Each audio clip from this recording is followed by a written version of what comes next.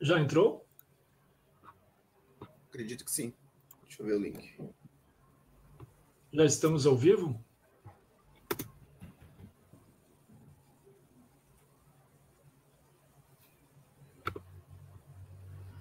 Eu acho que já estamos ao vivo, então boa noite. Boa noite a todos. Bem-vindos a mais uma edição do Live Fitop. Nessa quinta-feira, 31 de agosto de 2023. É uma honra aí receber o professor Rafael Rosa como palestrante aí para dialogar sobre um assunto interessante aí na área. Eu gostaria de apresentar inicialmente o professor Rafael. O professor Rafael é graduado em Ciências Biológicas e mestre em Biotecnologia pela nossa universidade, que é a Universidade Federal de Santa Catarina. Ele possui doutorado em Bioquímica e Biologia Molecular pela Université Montpellier, na França. E desde 2013 é professor no Departamento de Biologia Celular, Embriologia e Genética, onde atua basicamente nos programas de pós-graduação em Biotecnologia e Biociências e em Aquicultura aqui da UFSC. Atua aí basicamente também na área de imunologia de invertebrados marinhos, com ênfase nas interações micro-organismo hospedeiro-ambiente. Suas linhas de pesquisa envolvem biotecnologia aplicada às ciências do mar, prospecção e caracterização funcional de peptídeos antimicrobianos e imunogenética de invertebrados marinhos. E, mais recentemente, ele tem se interessado também por peptídeos com ação aí contra fitopatógenos. Bom, eu passarei aí a palavra ao professor Rafael e voltamos aí no final para discutir um pouco o tema. Tá certo. Estão me ouvindo? Alô? Sim, Marcelo, tá me Ok. Estão ouvindo? Tá certo, então. Então, primeiramente, eu gostaria de agradecer a oportunidade, né, e aos organizadores da live, né, em especial, então, o professor Marcial e a professora Franceli, né, pelo convite, pela oportunidade de estar apresentando para vocês, então, um pouco, né, do que a gente faz no Laboratório de Imunologia Aplicada à Aquicultura, no Departamento de Biologia Celular, Embriologia e Genética, aqui da Universidade Federal de Santa Catarina. Hoje eu vou conversar com vocês, então, sobre a diversidade funcional de peptídeos antimicrobianos de camarões marinhos. Então, antes eu só gostaria de começar essa apresentação mostrando um pouquinho do laboratório, né? O nosso laboratório ele tem mais de 30 anos, né, que foi fundado aqui na Universidade Federal de Santa Catarina, e a gente trabalha com 3 grandes linhas, né, como o professor Marcial já adiantou, né, com interação micro-organismo hospedeiro em espécies de invertebrados marinhos de interesse aquícola, né, em especial camarões peneídeos e moluscos bivalves, imunogenética e também biotecnologia marinha. Né. E nos últimos anos, né, eu entrei aqui na UFSC há 10 anos atrás, em 2013, e nos últimos anos eu tenho me interessado muito, né, pela caracterização molecular, transcricional e funcional dessas moléculas que a gente vai conversar um pouquinho hoje, né? Então, antes de mais nada,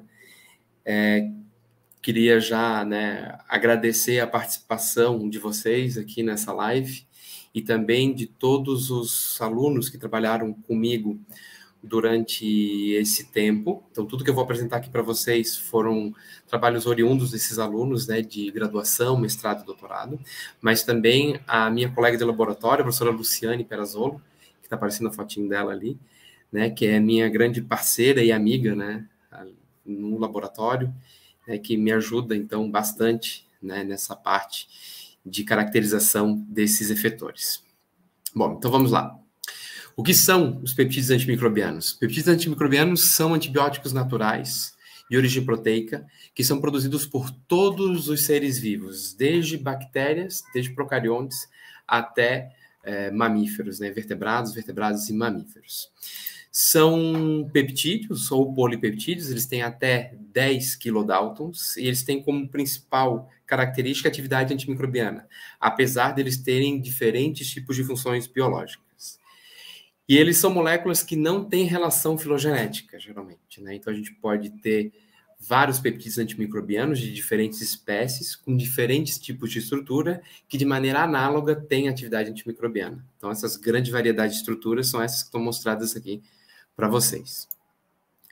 Mas os peptídeos clássicos, eles têm uma característica bioquímica conservada, que é essa característica anfipática. Então, eles têm uma região hidrofóbica e uma região hidrofílica, geralmente catiônica. E isso é muito importante para o mecanismo de ação dessas moléculas, né? Os peptídeos, que são chamados peptídeos antimicrobianos clássicos, os que atuam, então, em nível de membrana, eles têm um mecanismo de ação que se dá por uma ação eletrostática da parte hidrofílica catiônica deles com fosfolipídios aniônicos que estão presentes nas membranas bacterianas.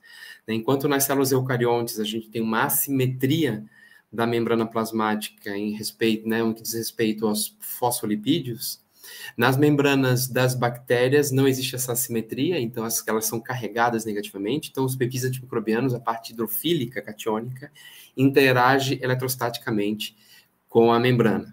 E em seguida, a parte hidrofóbica, ela se insere na bicamada lipídica, então causando a morte do micro-organismo. Então a gente vai ter uma primeira interação dessas moléculas com as membranas, e não só com as membranas, como a gente vai ver daqui a pouquinho, né? Não só com a membrana, uma vez que ele faz essa interação, eles podem formar poros, ou por onde, né, sai o conteúdo intracelular, ou até uma ação detergente, então destabilizando completamente a membrana plasmática. Essas moléculas, elas têm um grande potencial biotecnológico, justamente porque elas têm como alvo partes do micro-organismo que são muito conservadas, então que é difícil, né, um mecanismo de resistência. Além dessa interação eletrostática com componentes da superfície, os peptídeos antimicrobianos eles também podem agir com uma inibição da parede celular, né, tanto de fungos quanto de bactérias, e também podem ter alvos intracelulares, né, e aí interagir com DNA, RNA, proteínas, ou também na replicação, transcrição ou na tradução, né, de micro-organismos. Os peptídeos antimicrobianos de organismos marinhos, eles despontam hoje, né, tá todo mundo assim, com um olhar mais atencioso em relação a eles, por causa de duas características importantes, que é a resistência à salinidade e a pH alcalino. Então, muitas doenças humanas, onde a gente tem a formação de biofilmes, existe, então, a formação de biofilmes em ambientes com uma alta salinidade, onde os peptídeos antimicrobianos de animais terrestres, eles perdem atividade, né? Como no caso da fibrose cística, né, em humanos, onde a gente tem, então, biofilmes altamente salinos, né, salgados, vamos dizer assim, onde os peptídeos antimicrobianos são produzidos pelo hospedeiro, pelos humanos, perdem atividade, então a gente tem aí uma disseminação dessas bactérias. Então, os peptídeos antimicrobianos dos invertebrados marinhos, né, eles têm essa característica e muito disso se dá pela presença de cisteínas nesses peptídeos, que fazem conformações, né, que são mais resistentes. Então, hoje, de maneira geral, não só os peptídeos antimicrobianos de organismos marinhos, mas de diferentes espécies, eles estão hoje cotados, né, como uma alternativa aos antibióticos convencionalmente utilizados hoje em medicina humana e medicina veterinária, mas também em aquicultura e agricultura. O nosso papo hoje é sobre peptídeos antimicrobianos de camarões marinhos, em especial os camarões peneídeos, né? Os peneídeos fazem parte de uma família, né, de crustáceos, então são os camarões comerciais, são os camarões que são comercializados, cultivados e comercializados. E nessas espécies, né, de camarões peneídeos foram identificadas 6 famílias de peptídeos antimicrobianos. Então, todas elas são famílias multigênicas e multialélicas. Então, a gente tem aí uma grande diversidade de membros, né? Aí tem marcado para vocês os 5 membros que são codificados por genes, que são as peneidinas, os fatores antilipopolissacarídeos, as crustinas, estilicinas e defensinas. E existe um peptídeo antimicrobiano que não é codificado por gene, ele é um fragmento de uma proteína sem função imune, que é a hemocianina, que é a proteína carreadora de oxigênio nos crustáceos. Frente a uma infecção, existe uma protease que cliva a parte C-terminal dessa proteína e libera um peptídeo em alfa-hélice aniônico com uma potente atividade antifúngica. tá? Então, a gente tem esses peptídeos que são codificados por genes e esses que são oriundos da hidrólise de uma proteína precursora. Então, esses são aí os 6 principais peptídeos de camarões peneide. Os peptídeos antimicrobianos, de maneira geral, que foram descritos até o momento, eles são produzidos pelos hemócitos, que são as células de defesa dos crustáceos, né? São as células fagocíticas, são as células imunocompetentes e fazem parte, assim, do coração da resposta imune dos camarões. Então, essas células, elas possuem grânulos e esses peptídeos, eles são produzidos de maneira constitutiva. Eles vão sendo produzidos e armazenados nesses grânulos. E eles são liberados no plasma frente a infecções, para ter, então, uma resposta sistêmica. Mas, além disso, os peptídeos, além de atuarem como peptídeos antimicrobianos, como antibióticos naturais frente a infecções, né, uma vez que os animais estão tendo uma infecção, seja por fungos ou bactérias, eles também têm sido descritos como moléculas multifuncionais que participam de diferentes funções nos camarões, nos crustáceos também, né, os peptídeos que são em comum entre camarões e crustáceos, que vai desde, né, a atuarem como citocinas para ajudar no controle da microbiota e também no controle de bactérias e de patógenos, no reparo tecidual, entre outros. Então, estudos mais recentes utilizando genômica funcional, né, pela técnica de RNA de interferência, têm aí dado novas funções para essas moléculas. Bom, no nosso laboratório, a gente tem bastante interesse em peptídeos, em imunologia, né, na interação patógeno-hospedeiro em camarões, em especial, né, nas linhas que eu coordeno no laboratório, eu tenho interesse, então, nos peptídeos antimicrobianos de camarões, né, e exatamente na evolução e diversificação dessas moléculas, nas suas funções biológicas, né, então na diversidade molecular e funcional, mas também, que é um viés do nosso laboratório, né, nas aplicações biotecnológicas, né, então, a gente identificar e caracterizar esses efetores, mas também com uma possível aplicação em aquicultura ou em saúde humana, veterinária ou em agricultura.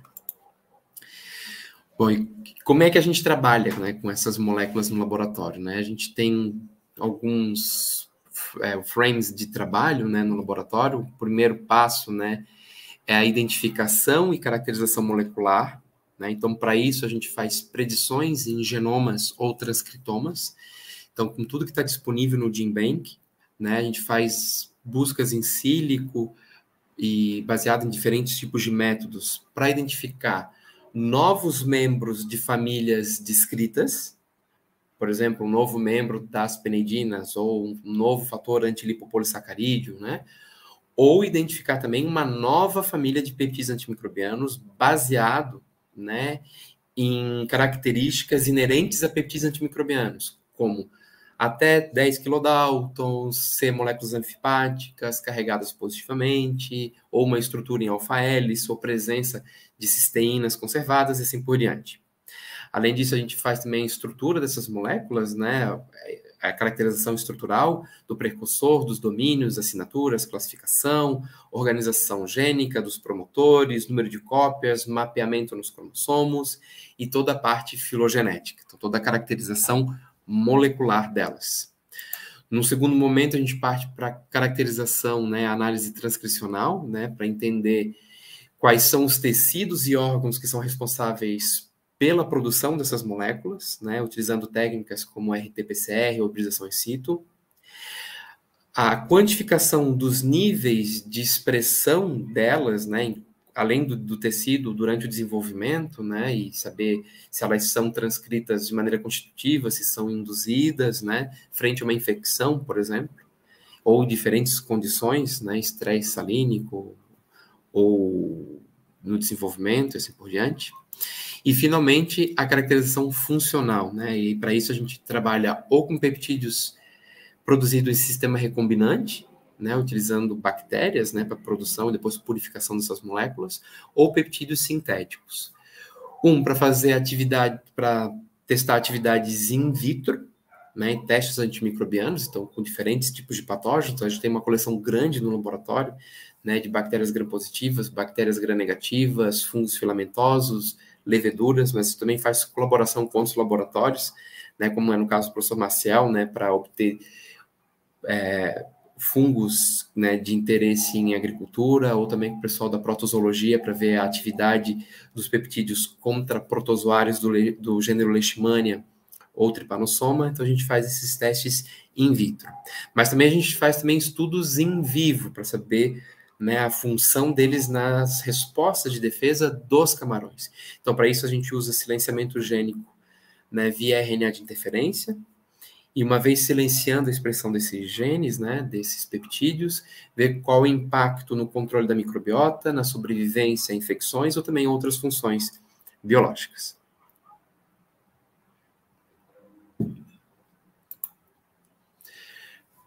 Bom, a gente então, como eu falei, a gente tem se interessado bastante por essa diversidade, né? Então a gente olha para cada uma dessas famílias com bastante atenção, querendo esgotar a possibilidade de genes que estão relacionados a cada uma dessas famílias, né? Então, aí eu trago para vocês em verde as quatro famílias codificadas por gene que estão chamando a nossa atenção agora, né? As penedinas, os ALFs, cruxinas e estilicinas. Os que estão marcados em vermelho aí são os novos membros que a gente identificou no laboratório, né? A peneidina 6, que é um novo membro que não tinha sido descrito. Os ALFs E, F e G, até o momento, até 2018, só tinham sido descritos ALF A, B, C e D. Estilicinas, né, que são peptídeos aniônicos, que só tinham sido descritos em uma espécie. A gente descreveu 2 membros também em Lithopenos vannamei. As cruxinas, que eu vou dedicar um tempo hoje da apresentação, porque a gente encontrou uma diversidade gigantesca, a gente encontrou 61 sequências, né, de cruxinas em Lithopenos vannamei. E um peptídeo, uma família nova que a gente identificou no nosso laboratório, o primeiro peptídeo antimicrobiano de crustáceo identificado no Brasil, que são as camaricinas, né? A gente identificou também dois membros. Eu vou contar um pouquinho dessas histórias aqui para vocês, né? E vamos começar falando, então, sobre os fatores antilipopolissacarídeos, né? Que a gente chama de ALFs. Os ALFs são peptídeos que são encontrados em crustáceos de maneira geral, não só em camarões, peneídeos, mas em crustáceos. E eles foram inicialmente descritos em limulídeos, que são quelicerados marinhos. Eles são chamados de fatores antilipopolissacarídeos porque eles têm uma alta afinidade por LPS. Eles têm uma região que está anotada ali, que fica entre 2 cisteínas, que formam um loop. E esse loop tem 7 aminoácidos conservados que se ligam fortemente ao LPS. Então, eles conseguem parar cascatas de ativação de coagulação e limulídeos, que é iniciada por LPS, mas também por se ligar fortemente ao LPS, eles têm uma alta atividade antimicrobiana. Ali está mostrando a estrutura tridimensional de um LF de camarão e todos os 7 resíduos relacionados com a ligação ao LPS. Os ALFs de camarões, além de se ligarem fortemente ao LPS, que é um componente majoritário de bactérias gram-negativas, ele também se liga ao ácido lipotecóico de bactérias gram-positivas. Então, é uma molécula que tem atividade contra bactérias gram-positivas, contra bactérias gram-negativas, mas também tem um espectro gigantesco contra fungos filamentosos e leveduras. Então, na literatura tinham sido descritos 4 genes, eles tinham sido nominados de A, B, C e D. Existiam 3, na verdade, na minha tese, há muito tempo atrás, eu tinha identificado o LFD. E lá no laboratório, na tese, né, no mestrado e na tese do Gabriel, nós identificamos mais 3 membros. Então, a gente fez buscas exaustivas e em várias espécies de camarões identificamos, né, 7 membros. Então, o Gabriel estudou bastante os fatores antilipolissacarídeos no laboratório e a gente fez uma superfilogenia, né, para entender como é que eram as relações desse gene nos diferentes grupos de crustáceos. E a gente viu, então, que esses genes, eles entraram em especiação, né, alguns deles em comum com alguns crustáceos, mas depois essa diversificação em 7 membros, assim, essa explosão de diversidade, ela acabou acontecendo no ancestral comum a todos os camarões peneídeos. Uma coisa que chamou muito a nossa atenção, né, quando a gente foi descrever esses 7 ALFs, é que dos 7, só 3 têm características catiônicas, ou seja, que são carregados positivamente. são anfipáticos e carregados positivamente. Os 4 outros, né, que é o ALF A, D, E e G, eles são carregados negativamente. A gente fez uma comparação entre as estruturas tridimensionais deles e a conservação desses aminoácidos carregados, e a gente viu que nem todos possuem os 7, né, aminoácidos, os resíduos que estão implicados na atividade biológica dos ALFs. Os ALFs do grupo D e E, por exemplo, só tem um dos 7 conservados. A gente fez todo um trabalho de transcrição, né, para entender onde eles eram expressos, a maioria deles, né, todos eles são expressos nos hemócitos, como mostra na figura A ali. Eu não consigo indicar aqui, né, com o mouse, eu não consigo indicar as figuras, mas ali em A tem géis que mostram os diferentes tecidos do camarão, que estão indicados ali numa figurinha do camarão, mostrando os diferentes genes, e ali o aparecimento das bandas está indicando os tecidos onde eles são expressos. E embaixo, em B, é a expressão basal de todos eles, e todos os 7 ALFs, nos hemócitos de 5 animais. Então, esses 7 genes, esses 7 ALFs, são expressos nos hemócitos e de maneira simultânea. Então, o mesmo animal, ele apresenta, né, ele expressa esses sete membros de maneira simultânea. E esses 7 membros, eles são diferencialmente expressos, como mostra aí na figura C, eles são diferencialmente expressos frente a uma infecção por bactérias patogênicas ou pelo vírus white spot, né, que é o vírus causador da síndrome da mancha branca em camarões. A gente consegue ver aí que enquanto alguns membros são induzidos, né, são induzidos frente à infecção, outros não, a expressão não é modulada. E, finalmente, a gente viu também que, durante o desenvolvimento embrionário do camarão, né, desde o ovinho, as larvas, até as pós-larvas e adulto, existe um diferencial também no início da expressão desses genes ao longo do desenvolvimento, né? Tem ALFs cuja expressão já inicia bem no início, né? Desde ovo a gente já consegue ter ali uma contribuição materna desses transcritos presentes nesses estágios do desenvolvimento, e outros que vão aparecer, cuja expressão só aparece só quando os camarões começam a produzir os hemócitos, né? Que são essas células do sistema imunológico. Então, lá que a gente já está num estágio mais tardio do desenvolvimento. Bom, a gente estava descrevendo esses 3, né, desses 3 LFs, então foram produzidos peptídeos sintéticos baseados na região entre cisteínas, então considerando as 2 cisteínas que formam o grampo, como está aparecendo ali para vocês, e a gente fez, então, mandou sintetizá-los, esses 3, para ver, então, se tinham diferenças, né, em termos de atividade antimicrobiana. A gente testou contra algumas bactérias gram-positivas, gram-negativas e contra um fungo e uma levedura. E como vocês podem ver aí, enquanto a gente tem peptídeos que não mostraram atividade antimicrobiana, como o LFF, o LFG, ele apresentou uma alta atividade antimicrobiana, né, contra diferentes bactérias gram-positivas, principalmente contra bactérias gram-positivas, né, apresentando desde atividade bacteriostática até bactericida, apenas contra uma bactéria gram-negativa, mas também contra fungos filamentosos. Bom, num estudo seguinte, a gente se interessou no potencial biotecnológico desses ALFs, né, já que eles tinham apresentado uma diversidade em termos de transcrição e de atividade. A gente fez modificações, né, nesses ALFs, né? Então, em vez de considerar o grampo, pegar os ALFs, considerando que essa região entre cisteínas é altamente hidrofóbica, em sintetizar apenas os aminoácidos que estão entre a região de cisteínas, sem considerar as cisteínas. Então, nós produzimos esses peptídeos, que, como vocês podem ver ali, no PI, né, eles têm um ponto isoelétrico bem alto, são altamente catiônicos e hidrofóbicos, como mostra ali o resultado, né, do dicroísmo circular ali na figura B. Então, são peptídeos que perdem a capacidade de formar grampo, formam agora peptídeos clássicos em alfa-hélice, altamente catiônicos. Então, a gente explorou bastante a atividade antimicrobiana deles. Então, aqui eu mostro para vocês uma tabela com diferentes grupos de bactérias, né, gram-positiva e gram-negativa, mostrando aqui, então, o espectro de atividade antibacteriana. E, de novo, a LFG, ele mostrou, assim, o mais potente deles, né, comparando o E, o F e o G.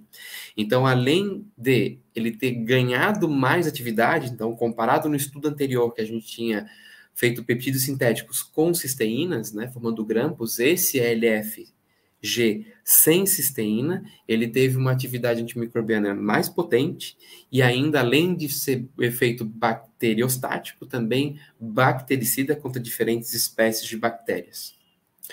O LFG também mostrou uma atividade contra fungos filamentosos, então aqui nessa tabela mostra aqui diferentes espécies de fungos filamentosos, e embaixo de leveduras. Então, de maneira geral, o LFG foi o único que mostrou atividade contra fungos filamentosos, né, incluindo espécies de interesse aquícola, como Fusarium oxysporum. Ele foi tão bactericida, fungistático quanto fungicida, mas também os diferentes ALFs mostraram atividade, né, contra leveduras.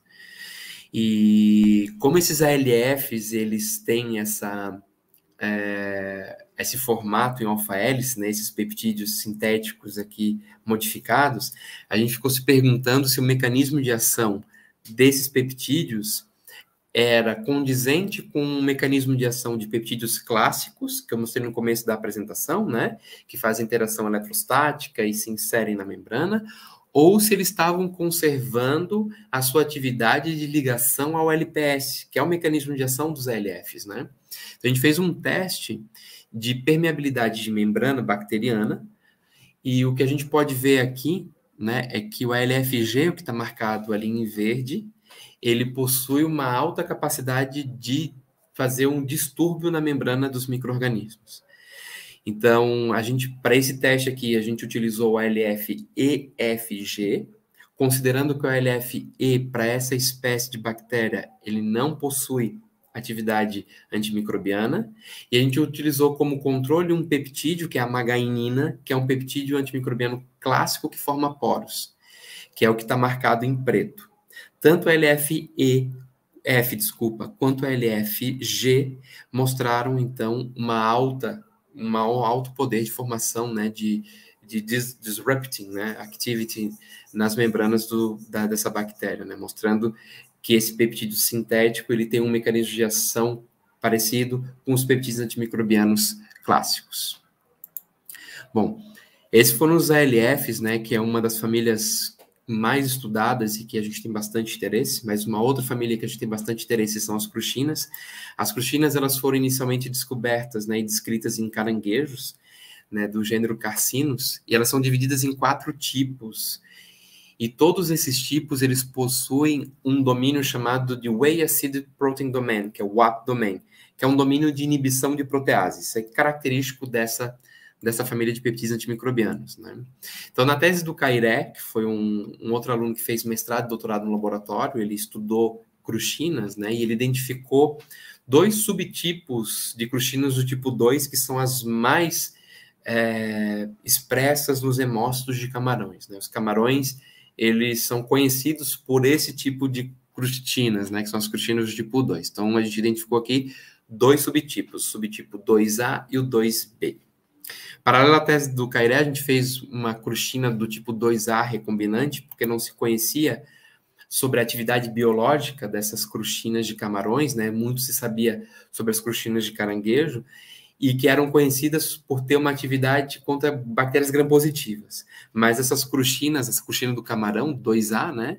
Ela também apresentou atividade contra Escherichia coli, contra Pseudomonas e também contra Vibrio anguilarum, mostrando que as cruxinas, né, do tipo 1, quanto elas podem ser restritas, atividade restrita à bactéria gram-positiva, as cruxinas do tipo 2 apresentam contra bactérias gram-positivas, mas também contra gram-negativas. A gente usou esse mesmo peptídeo recombinante para fazer anticorpos e para fazer a localização desses peptídeos nos hemócitos, né, nas células de defesa dos camarões, e a gente viu que esses peptídeos, eles são produzidos por células que contêm grânulos. Nos camarões existem 3 tipos principais de hemócitos: os que não contêm grânulos, ou hemócitos hialinos, e os que contêm grânulos pequenos e grânulos grandes.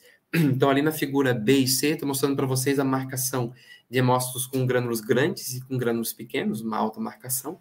Mas o que mais chamou a nossa atenção foi que não são todos os hemócitos granulares que expressam, né, as cruxinas. Então, mostrando que existe uma diversidade de hemócitos, né, com grânulos, e que a gente ainda desconhece esses tipos, mas que a marcação com peptídeos antimicrobianos dá uma ideia dessa diversidade. Bom, durante a tese do Cairé, ele identificou, então, 61 novas sequências de cruxinas, então eu nem vou aqui repetir a tese dele, né, era só para mostrar o quão incrível e quão diversa essa família é de peptídeos antimicrobianos. E com análises de transcriptômica, a gente viu, então, que eles não são expressos só nos hemócitos. Então, que essa diversidade, ela saiu, então, além de estar nos hemócitos, a diversidade molecular foi em nível transcricional também, né, em diferentes sítios de expressão. E uma coisa que chamou a nossa atenção foram sequências que são encontradas só em camarões, que não possuem um domínio WAP completo, que a gente chamou de WAP degenerado. Então, esse domínio WAP degenerado talvez seja uma cruxina que perdeu a sua capacidade de fazer, então, essa atividade antiproteolítica, né, e que está mirando apenas para uma atividade antimicrobiana, ou aconteceu alguma neofuncionalização para uma outra atividade, né? A gente produziu esses peptídeos em sistema recombinante, né? A gente fez eles completos, né, sem esse WAP domain completo, fez um dando essas cisteínas de novo para comparar as atividades biológicas, mas foi bem na época da pandemia, e o Cairé estava terminando o doutorado, e infelizmente a gente não continuou. Mas nos interessa bem, né, resolver essa história evolutiva das cruxinas e o impacto, né, da perda desse WAP domain em alguns genes, né? Isso aí é o que a gente quer estudar um pouquinho mais para frente.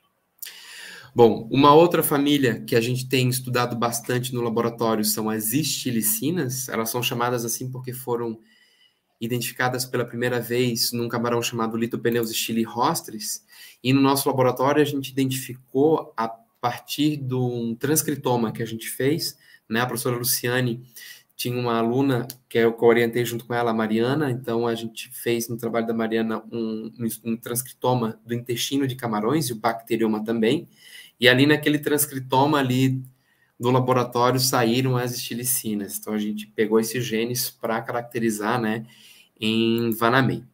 Então, essa foi a tese do Nathanael. O Nathanael, ele caracterizou as estilicinas, são 2 genes, né, que são transcritos de maneira simultânea nos hemócitos dos camarões. A gente fez aqui tanto nos hemócitos quanto no intestino, né, porque a gente tinha encontrado essa sequência no banco transcriptômico de intestino de camarão, né. Então, esses genes, eles são diferencialmente induzidos, né, diferencialmente regulados frente a uma infecção.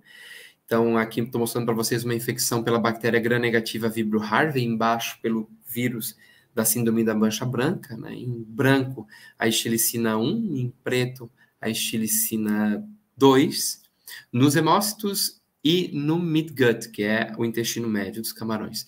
O intestino médio muito nos interessa no laboratório porque é uma via de entrada, né, para patógenos. É a única região do trato gastrointestinal dos camarões que não é revestida por quitina, e sim por uma membrana peritrófica. Então, é um possível sítio, né, de entrada de patógenos e também de expressão de vetores do sistema imunológico. E ali no intestino, apesar das estilicinas elas não terem sido induzidas, a expressão delas, né, essa expressão a gente viu lá nos hemócitos. Mas uma coisa que chamou muito a nossa atenção, né, a gente, por mais que ela não tivesse sido induzida frente a uma expressão, a gente ainda ficou com aquilo, né, na cabeça. Poxa, mas a gente encontrou num banco transcriptômico de intestino, será que elas também são produzidas no intestino, né? Então a gente tinha um anticorpo contra a estilicina, nós fizemos cortes histológicos, e aqui eu mostro para vocês uma região do século do intestino médio, a linha azul, mostrando então o epitélio colunar do intestino produzindo essas moléculas. Para ter certeza que não era uma marcação específica, a gente fez microscopia confocal, pegando o intestino inteiro, né, fazendo o que a gente chama de imunofluorescência in toto. Então, a gente tirou o intestino e fez a marcação e depois observou no microscopia confocal, que é o que está mostrando aqui na foto de baixo, né? A gente consegue ver todas essas células, a linha azul são os núcleos e em verde a estilicina, dessas células do sécum, né, do intestino médio do camarão marcado com estilicina.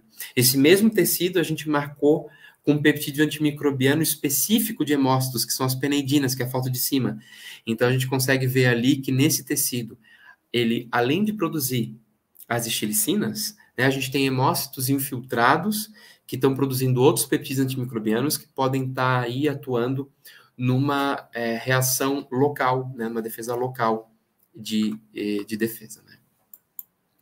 Bom, e para finalizar, eu vou mostrar para vocês, então, o peptídeo queridinho do laboratório, que são as camaricinas, né, que foi um peptídeo que a gente identificou no laboratório. A gente batizou de camaricina, porque cámaros quer dizer camarão em grego, né? E esse trabalho ele foi feito pelo Nicolas, né, no mestrado do Nicolas, e que a gente identificou essas moléculas a partir de um estudo de genes diferencialmente expressos em camarões que sobrevivem a uma infecção com uma bactéria gram-negativa bem virulenta, que é Vibrio penincida. Então, nesse estudo, eles identificaram vários genes, né, diferencialmente expressos, e 9 sequências desconhecidas. Então, a gente foi lá, catou essas sequências desconhecidas, fez um blast, elas não tinham homologia com nada, mas elas tinham, assim, características importantes que a gente vê em peptídeos antimicrobianos. Então, além de serem anfipáticas e catiônicas, essas moléculas tinham um peptídeo sinal de endereçamento para secreção, um prodomínio, ou seja, tinha tudo para ser um peptídeo antimicrobiano. Mas em vez de a gente já começar batizando, a primeira coisa que a gente teve que fazer foi o recombinante para ter certeza que ela tinha atividade antimicrobiana, né? Então, a gente produziu uma das duas formas, a gente identificou duas, né, que a gente chamou de camaricina 1 e camaricina 2. Então, a camaricina 1 ela foi produzida em sistema recombinante e foi testada contra bactérias para testes clássicos de peptídeos antimicrobianos, né, que é Micrococcus luteus, A270, Staphylococcus aureus SG511 e Escherichia coli SBS 363, que são cepas que não apresentam resistência a peptídeos antimicrobianos clássicos. E essa camaricina ela foi ativa contra essas 3 cepas. Então, a gente ficou bem feliz e, a partir desse resultado, a gente começou, então, a caracterizar essas moléculas, né? As camaricinas, então, como eu falei para vocês, elas têm um peptídeo sinal, seguido de um prodomínio, um peptídeo maduro, altamente catiônico. E a gente encontrou 2 camaricinas, né, que a gente batizou de CAM1 e CAM2, em diferentes espécies de crustáceos, fazendo a mesma metodologia, né? Diferentes espécies de camarões, desculpa. Tá? Esse peptídeo ele é exclusivo de camarões peneídos. Então, a gente foi no GenBank, a gente baixou vários genomas e transcritomas, e a gente encontrou esses 2 membros, né, CAM1 e CAM2, em diferentes espécies de camarões peneídeos. Elas estão em diferentes cópias no genoma do camarão, né? E uma coisa que chamou a nossa atenção que os 2 genes, né, eles têm uma organização muito parecida, que são 4 exons interrompidos por 3 introns.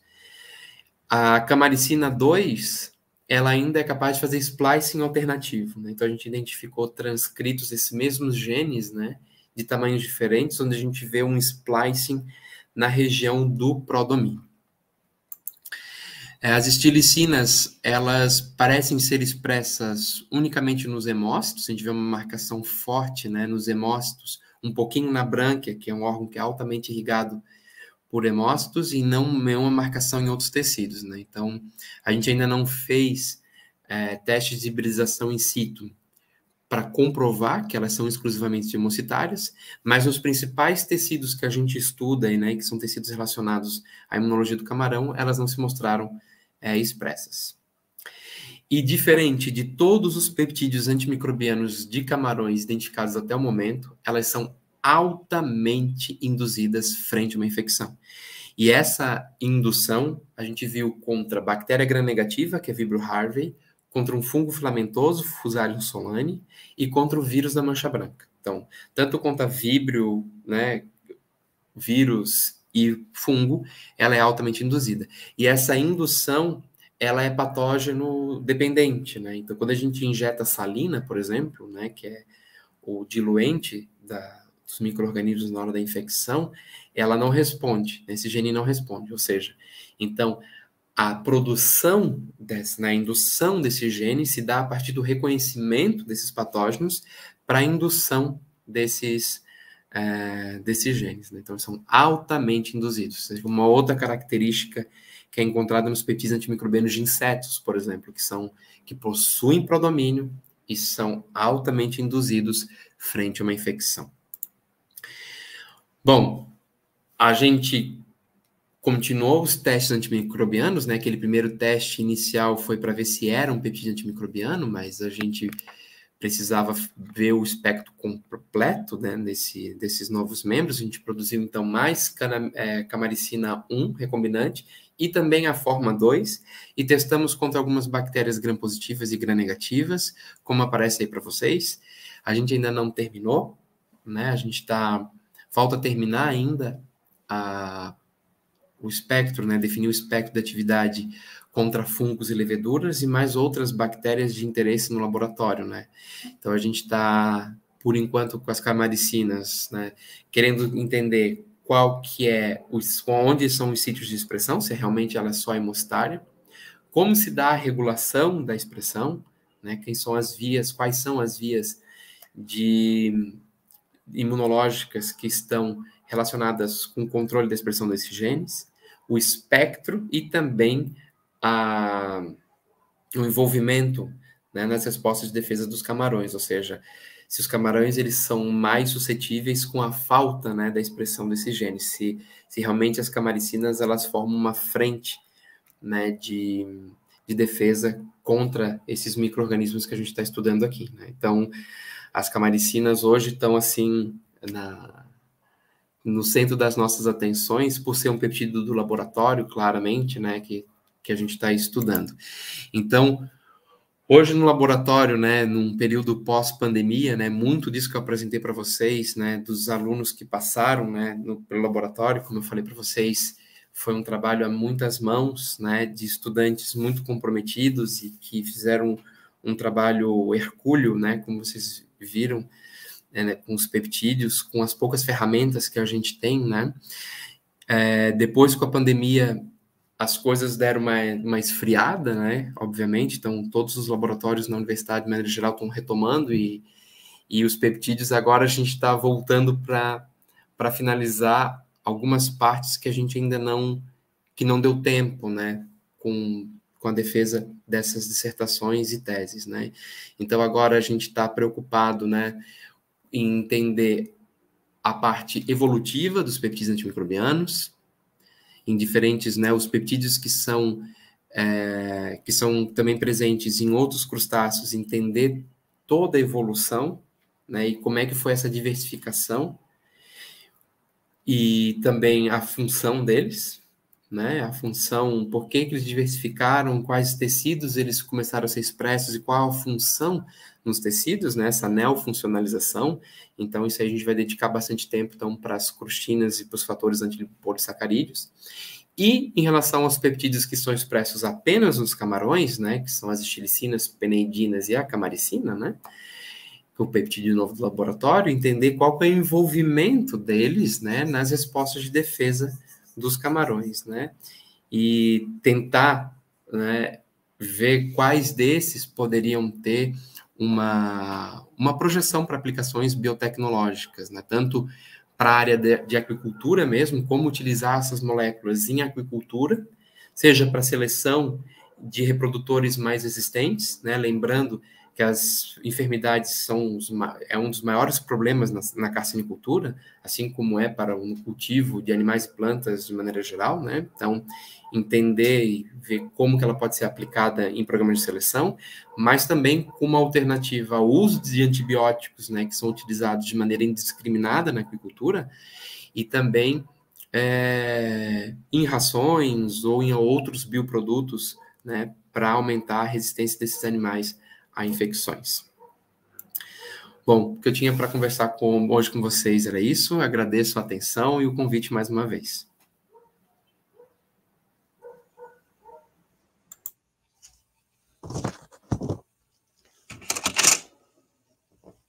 Muito bem, Rafael, agradecemos também a sua ótima apresentação, muito clara aí, e com muitas novidades. A Flora vai olhar depois no chat aí se tiver alguma pergunta, mas eu vou iniciar, puxar uma conversa aqui no nosso diálogo, que é super interessante a sua pesquisa. Eu estava pensando em termos de antibióticos, aí, que a gente tem um antibiótico clássico que faz parte da história, que seriam as penicilinas, que é aquele anel beta, se eu tiver errado, você me corrija, beta-glucano, que atua numa enzima, tal, e que até os dias de hoje é um dos antibióticos chaves aí para manter a humanidade e com saúde. E a humanidade está enfrentando aí resistência aí cada vez mais, a questão da resistência de bactérias aí aos antibióticos que já existam. Por sorte, esse é um dos poucos que tem se mantido ainda sem resistência, porque tem muitos casos de resistência de antibióticos novos que foram lançados. E eu fiquei pensando na sua conversa, como é que ficam já existe algum produto comercial, algum antibiótico comercial que é baseado nesses peptídeos de camarões? De camarão nenhum, né? Só fizeram, na verdade, estudos em laboratório para a utilização deles em ração de peixe, tá? Então, tem alguns de camarão, né, que foram utilizados em ração de peixe e conferiu uma resistência a infecções em peixes, infecções bacterianas. E um outro trabalho muito recente que saiu agora, acho que em 2021, 2020, de uma planta expressando um peptídeo antimicrobiano. Então, uma planta geneticamente modificada expressando um peptídeo de camarão, e ela ficou mais resistente também a uma infecção bacteriana, se eu não me engano. Agora eu não lembro direito. Faz muito tempo que eu li esse paper. Mas foram as únicas dois artigos que eu tenho conhecimento de uma aplicação dos peptídeos de camarões, né? De maneira geral, os peptídeos antimicrobianos já tem alguns que já estão na fase 3, né? Como novos antibióticos, que são os peptídeos mais poderosos, né? Tem um que foi identificado na pele de um sapo, né? Que é a magainina, e também um outro de um limulídeo, que é a tacplesina, que são peptídeos muito potentes, né? Que já estão na fase 3 de produção, para virar talvez um novo antibiótico, né? Uhum. Sim, muito interessante a questão de acessar aí até esses organismos marinhos, que todos os estudos aí que relacionam aí a prospecção de novos compostos em organismos marinhos é muito mais recente do que com os organismos terrestres, né? Os organismos terrestres, a humanidade tem se dedicado há muito tempo na busca aí de novos compostos. E existe realmente, aí, pelo que você mostrou, uma ampla gama aí de peptídeos aí que possivelmente aí, ou eles mesmos encontrados, ou modificações deles que possam ser aí usados em diferentes campos aí, incluindo a agricultura. Eu vi ali no seu estudo que você encontra aí ação contra Fusarium cispo, Fusarium solano. Fusarium cispo é um patógeno de solo, mas não temos muitas ferramentas aí para o controle desse tipo de doença. A questão toda é que existe um longo caminho entre encontrar uma bioatividade in vitro, né, até chegar a uma aplicação no campo, porque inúmeros fatores estão aí envolvidos. E um dos principais é a limitação da produção deles, né? Porque são proteicos. Então, a produção deles é caríssima, né? Então, teria que viabilizar uma forma de uma produção em larga escala para poder ser utilizado em agricultura, né? Então, tem essa limitação, né? Uma das principais limitações é essa, né? Sim, é até interessante você comentar isso, porque realmente, para aplicação na agricultura, precisa ter algum método para produção em larga escala, ou esse método precisa realmente ser barato, né? Sim, tem que ser barato, porque senão não compensa, né?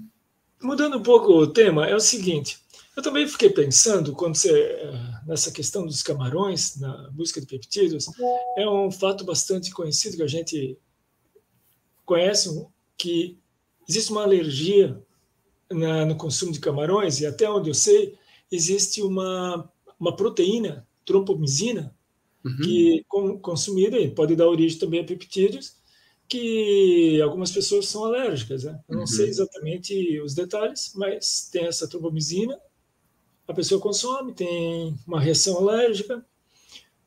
Fiquei pensando, existem alguns estudos, ou você cogita se existe uma possibilidade de ter algum efeito? Vocês têm feito estudos em células de animais para saber se esses peptídeos não têm alguma ação indesejável? Sim. Com peptídeos de camarão, dependendo do trabalho, né, que a gente faz no laboratório, quando é caracterização básica, assim, para descrever, quando a gente está descrevendo o gene, não, a gente faz testes antimicrobianos só para saber, em relação a patógenos de camarão, se eles estão relacionados à imunidade do camarão, né?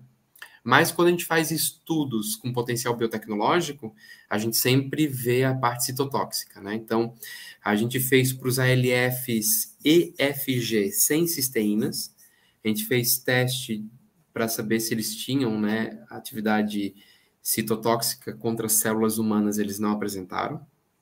Mas outros peptídeos que o nosso laboratório, né, que foi uma outra pesquisadora que trabalhava no nosso laboratório, a professora Margarita, que ela testou com um peptídeo de limulídeos, um peptídeo de camarão, não, 2 peptídeos de camarão, que é um ALF de uma outra espécie que a gente não trabalha, e a peneidina, um mostrou atividade citotóxica enquanto o outro não, né? Então, esses peptídeos eles podem ser muito potentes, mas também se eles apresentam, como você falou, eles apresentam atividade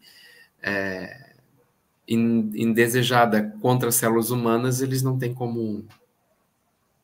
Se bem que tem estudos, né, que buscam atividades assim desse tipo para ter alvos antitumorais, né? Então, para fazer modificações para ver alvos antitumorais, né? Mas de maneira geral é indesejado, né? Com um peptídeo que vai virar um antibiótico tem atividade citotóxica, né? Contra as células humanas.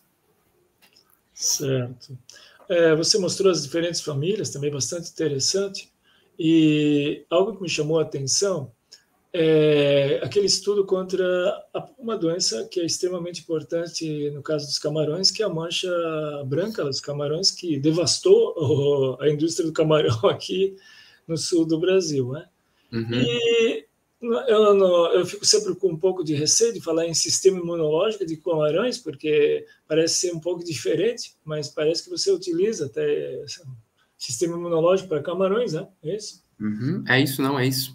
Tudo Todos os animais, eles possuem sistema imune, só que os camarões, eles são desprovidos do sistema imune adaptativo, né? Isso. Então, eles têm sistema imune inato igual a nós temos, né? Mas não é o mesmo sistema imune inato, né? Mas tem sistema imune inato e nós, sistema imune inato adaptativo, né? O pessoal também usa hoje para plantas, questão de sistema imunológico, mas voltando aqui ao assunto da mancha branca, camarão, eu vi alguns resultados seus ali, eu fiquei pensando, e aqueles que então existe ali reconhecimento, tem a expressão desse, você vai ter essa produção ali dos AFLP, ALF. AFL, mas eles não conseguem deter esse vírus, né? E nenhum deles foi capaz, ocorre uma expressão desses fatores, mas nenhum deles foi capaz de deter o vírus, né?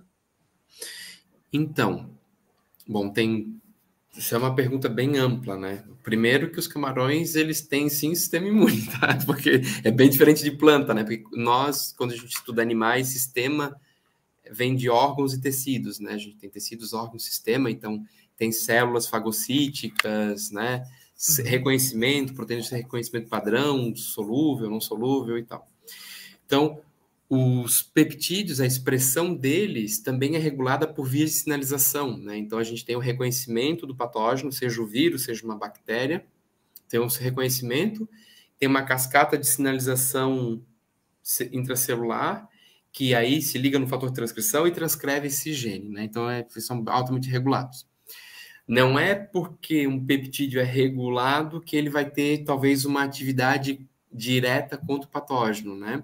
Tem alguns estudos, Marcel, que mostram que os ALFs, em especial um ALF, que é o ALF do tipo B, ele é capaz de se ligar às proteínas que estão no envelope do vírus da mancha branca. Mas entre se ligar e ter atividade é bem diferente, né? Então, os camarões, geralmente, a gente tem perdas grandes por vários fatores, né, que passam do sistema imune, que é o confinamento deles, né? Quando a gente está em sistema de cultivo, a gente tem muitos camarões, né, muitos juntos ali, né, e tem uma alta infecção.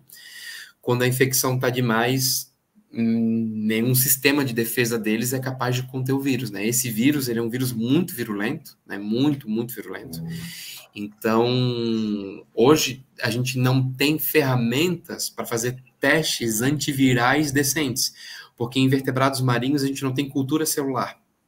Não existe uma cultura celular de invertebrados marinhos perene, né? Para a gente poder fazer testes como a gente faz, por exemplo, com vírus de insetos, que eles têm cultura celular, né?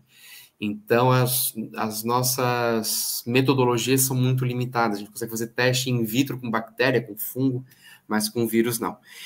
Já fizeram testes de silenciamento também, silenciando a expressão de dos genes desses peptídeos e vendo, então, o impacto na infecção, né? Então, existe, sim, uma relação entre expressão dos peptídeos e a propagação do vírus no camarão, né? Mas o mecanismo, se esse peptídeo age de forma direta, porque também pode ser por uma forma indireta, né?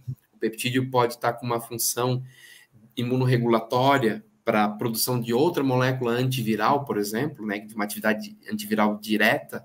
Então, isso a gente não sabe. A gente só tem essa prova de conceito que, quando a gente para a expressão, a gente tem uma propagação do vírus, né? O efeito mesmo, realmente, ainda é bem desconhecido. Certo. Eu fiquei pensando imediatamente aí nos estudos, porque por uma utilização aí nos desafios que estão esperando aí a humanidade em questão de vírus novos, até hoje seria encontrar novas possibilidades para fazer aí essas terapias, e aí seria fantástico. Tem uns peptídeos que têm ação antiviral bem conhecida, tá? Tem, assim, na literatura, assim, de peptídeos de outras espécies, inclusive peptídeos de plantas, né, da família das defensinas, que têm atividade antiviral, né? Eles têm, que é bem demonstrado porque tem cultura celular, microscopia eletrônica, né, que mostram bem a atividade antiviral, né? Mas para utilização em animais ou em animais? Não. Contra vírus? Contra vírus de maneira geral, né? No Antimicrobial Peptide Database, que é um banco de dados, né, onde a gente encontra todas as espécies e seus peptídeos antimicrobianos, e fala lá peptídeos com ação antiviral, tem uma lista gigante, assim, né? Não que já estejam sendo produzidos com viés de aplicação antiviral, né? Mas que em laboratório mostraram atividade antiviral. Então, isso também tem, né? As plantas produzem muitos peptídeos antimicrobianos, né? Muitos. Certo. Muitos. E a principal família que você está trabalhando hoje são as camaricinas, então? É isso? Então, hoje, o que está, assim, carro-chefe no laboratório são os ALFs, né? Que a gente está mais estudando, né? Que foi até o que a gente publicou juntos agora, né? A gente está terminando os últimos capítulos da tese do Gabriel, que são os ALFs. Só que agora, para retomar, tem bastante coisa dos ALFs ainda, porque a gente descobriu muita coisa, e tem um pessoal novo que está chegando agora no laboratório, né? Então, que vão começar a trabalhar com a gente. Então, a gente vai dar seguimento aos ALFs, também os peptídeos acamaricina, né? Que é o que a gente quer terminar e manter no laboratório, né? Caracterizar de maneira completa, aproveitar que foi aqui do nosso lab, né? Mas eu também trabalho com os peptídeos de ostra, né? Com o pessoal da França. Então, a gente tem essa colaboração com o pessoal da França, a gente trabalha bastante com as defensinas de ostras. Então, tem essas três principais famílias que que hoje a gente está dedicando o nosso tempo no Lab. Certo. Flora, temos alguma pergunta aí? Sim, professora. A professora Franceli perguntou, primeiro ela reforçou a questão dos peptídeos antimicrobianos terem efeito negativo nos micro-organismos patogênicos. E em seguida ela pergunta se algum destes patógenos que a gente falou durante a palestra, né, tem apresentado resistência a algum peptídeo antimicrobiano, pensando se algumas linhagens poderiam ser suscetíveis, só que outras resistentes aos AMPs.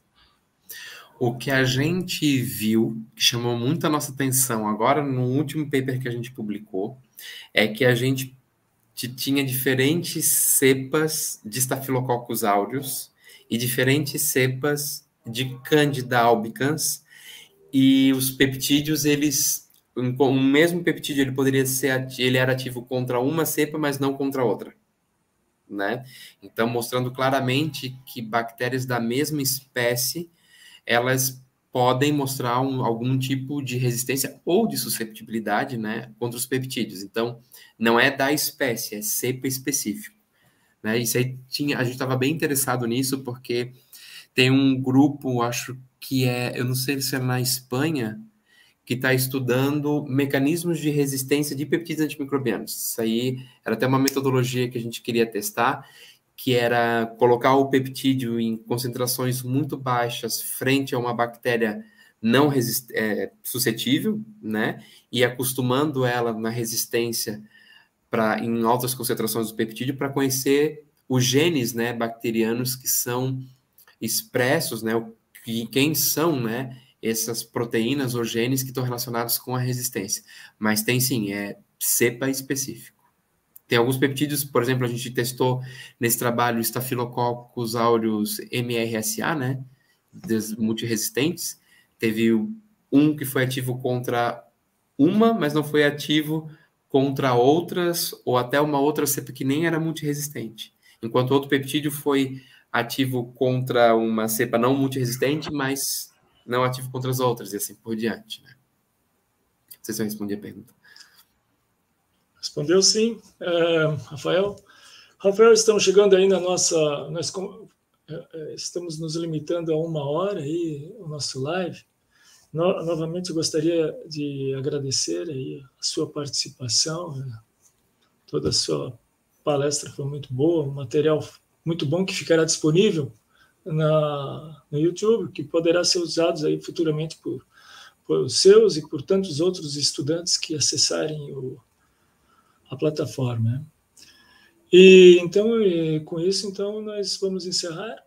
Agradecemos aí a presença de todos, agradecemos a Flora, agradecemos novamente ao Rafael e aos demais aí.